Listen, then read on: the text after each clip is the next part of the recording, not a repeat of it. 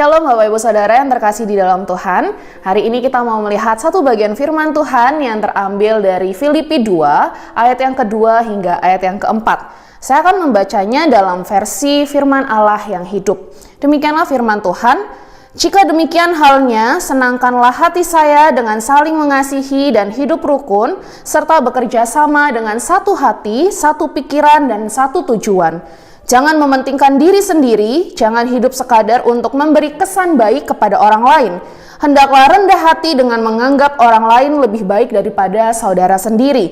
Jangan hanya memikirkan kepentingan diri sendiri, tetapi perhatikanlah juga kepentingan orang lain. Bapak Ibu Saudara yang terkasih di dalam Tuhan, seperti pepatah, bersatu kita teguh, bercerai pasti runtuh.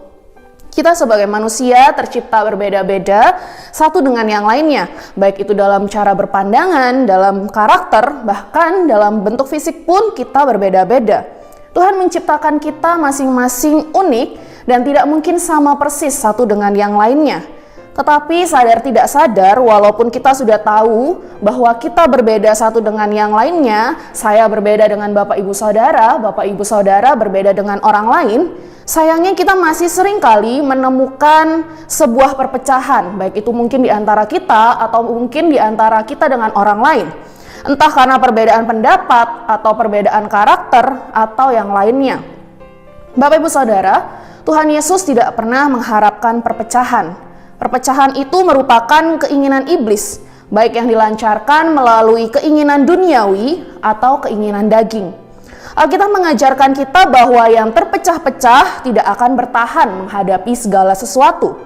Dengan perpecahan, kehancuran dan keruntuhan adalah sebuah hal yang pasti. Hari ini melalui firman Tuhan, kita diingatkan kita harus hidup dalam persatuan atau hidup sehati dan sepikir. Dasar persatuan, kesehatian, dan juga kesepikiran kita adalah Tuhan Yesus Kristus. Karenanya kita tidak lagi mengenal perbedaan kaya miskin, terpelajar atau tidak terpelajar, Yahudi Yunani, dan masih banyak contoh lainnya. Di dalam Tuhan Yesus Kristus kita memiliki kesatuan, Allah Bapa yang sama dan Tuhan yang sama. Perpecahan di dalam tubuh Kristus berarti melawan Tuhan Yesus. Kita ternyata memiliki kunci dalam meraih persatuan hidup yang sehati dan sepikir itu, Bapak Ibu Saudara. Kuncinya adalah kerendahan hati. Tidak mencari keuntungan diri sendiri, melainkan keuntungan bersama, kasih dan tidak memberi kesempatan kepada iblis untuk memecahkan kita.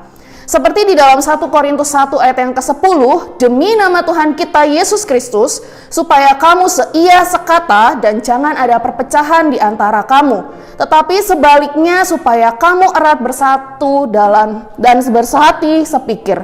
Demikianlah juga Paulus tegas kepada jemaat Korintus. Perpecahan itu sama dengan keinginan daging, dan orang yang hidup di dalamnya tidak akan masuk ke dalam kerajaan Allah. Bapak Ibu Saudara yang terkasih di dalam Tuhan, seperti yang sudah Tuhan Yesus katakan di dalam firman-Nya, Dia ingin kita terus bersatu dan kuat di dalam Dia. Kita perlu hikmat-Nya untuk dapat memilikinya.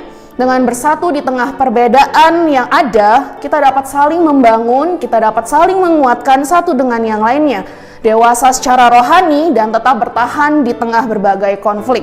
Karena itulah kesehatian dan kesepikiran layak kita upayakan di dalam hidup kita.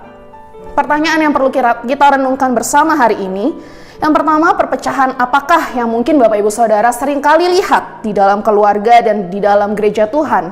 Yang kedua, apakah saya sudah memiliki hati dan pikiran Kristus, sehingga saya dan Bapak Ibu Saudara bisa memiliki kerendahan hati untuk mau bersatu dan sehati sepikir dengan rekan kita yang lainnya? Mari kita terus berusaha dan berjuang dari hari ke hari untuk mempraktekkan hal ini, memiliki hati dan pikiran Kristus. Tuhan Yesus memberkati.